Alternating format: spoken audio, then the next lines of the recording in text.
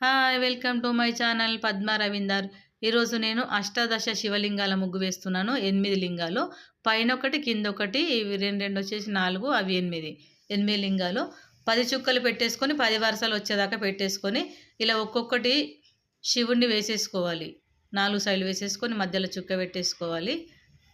మళ్ళీ మధ్యలో సున్నుండలంటే శివుడికి చాలా ఇష్టం కాబట్టి ఇలా ఉండలు పైనొకటి, కిందొకటి ఇలా పెట్టేసుకొని కింద బేస్ మాత్రం గట్టిగా ఉండడానికి స్ట్రాంగ్‌గా నేను లైన్స్ గీసేసుకున్నాను.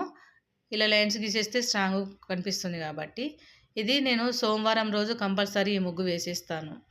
చాలా మంచిది. మీరు కూడా వేసేయండి. ట్రై చేసేసి కామెంట్ బాక్స్‌లో కామెంట్ చేయండి. లైక్ చేయండి, షేర్ చేయండి. నా ఛానల్‌ని సబ్స్క్రైబ్ చేసుకోండి. ఇవి 4 సున్నుండలు రౌండ్‌గా అయిపోయిన తర్వాత మధ్యలో ఆ చుక్కలకు ఇలా రౌండ్‌గా వేసేసుకోవాలి. ఫ్లవర్ లాగా వేసేసుకోవాలి. ఖాళీ ఉంచనీయకుండా. మధ్యలో మనం పంచాక్షరి వస్తది చూడు, శివుడికి ముగ్గేస్తాము. అలా పంచాక్షరిలాగా ఇలా గీసేసుకోవాలి. ఖాళీ ఉండకుండా 4 సైడ్స్ ఇలా వేసేసుకోవాలి.